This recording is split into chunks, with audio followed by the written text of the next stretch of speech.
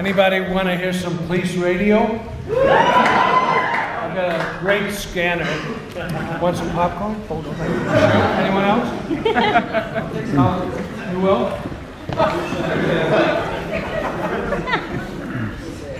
I didn't dress for this screening. I have a day job where I'm the maitre d' over at the Peninsula Hotel. No, but actually I just came from a gala, the 50th anniversary of the Music Center. And there was a big dinner downtown and a gala, so I just cut loose to come here.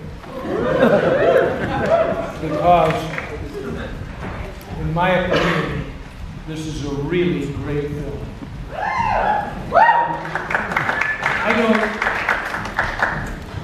Don't let anyone steal that, Joe. I don't know Jennifer Kent, the woman who made this film. I've never met her, never spoken to her. I don't know any of the actors. I don't know anyone really from IFC Midnight who is distributing the film. I just met a young lady named Anna, who is their representative here. And I spoke to one of their people who's in New York on the phone. But otherwise, I have no stake in this film whatsoever. They asked me if I would do this, and they said it was the Vista, which I think is a wonderful venue that has to be supported by all of us.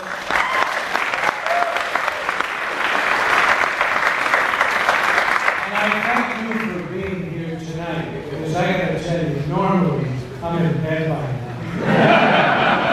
I'm an old man, as many of you may know, as I certainly know, as I look out there.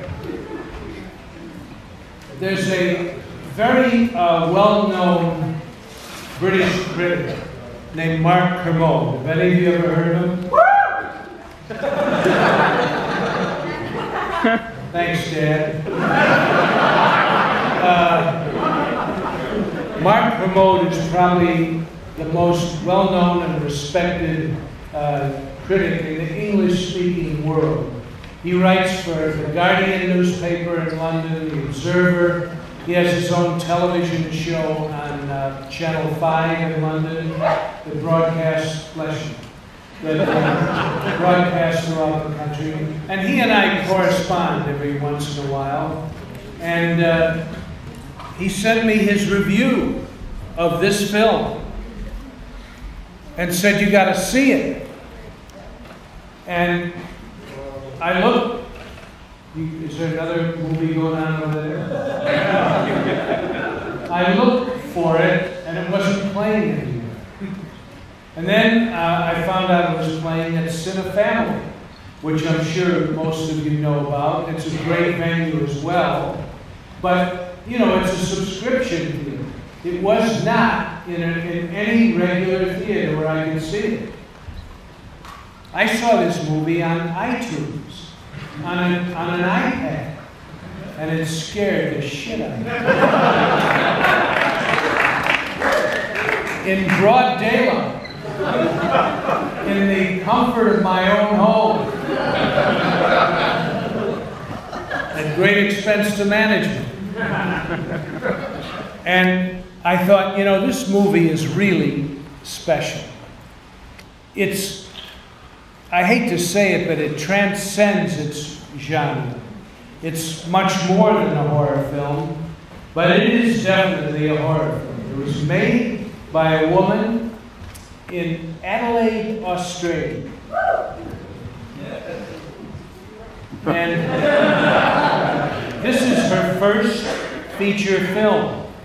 Now, amazingly, a lot of other people have picked up on it and written about it for the same reason that I did.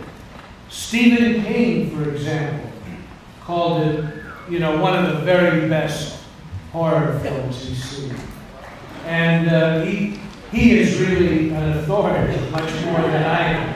But, and many others have picked Edgar Wright and any number of other filmmakers. But it opened in Australia, earlier this year where it was made and it did no business.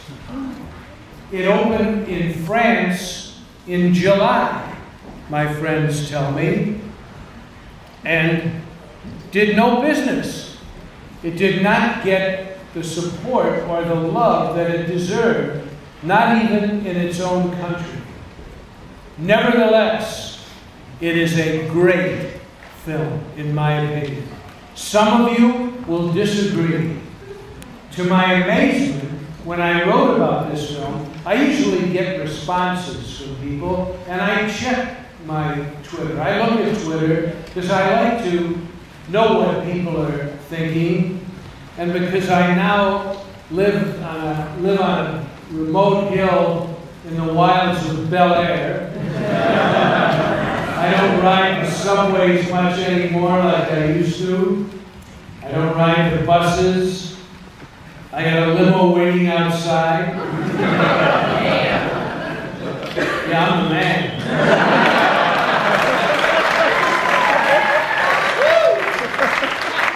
So I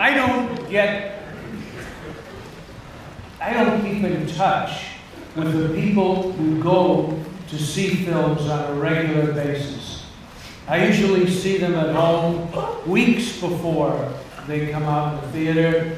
My life has changed, and I'm going to keep it that way as long as I fucking can.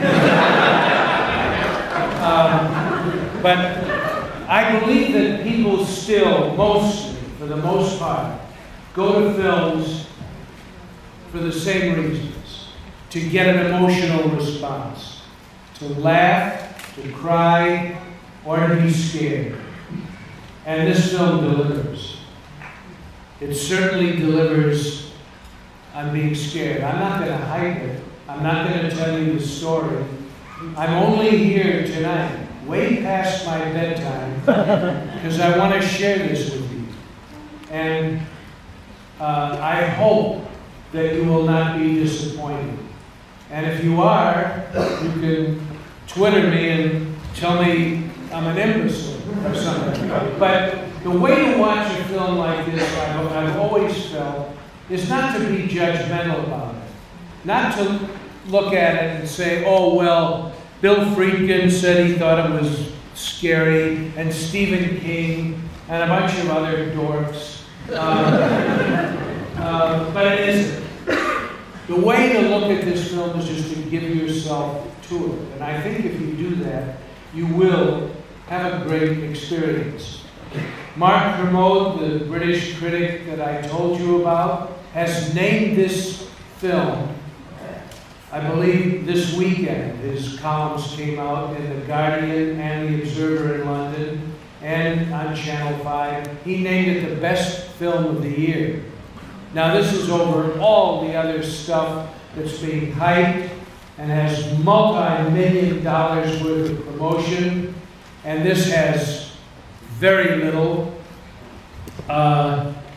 It's a small company, which I wasn't even aware of, frankly. I'm aware of IFC, but I didn't know about IFC Midnight.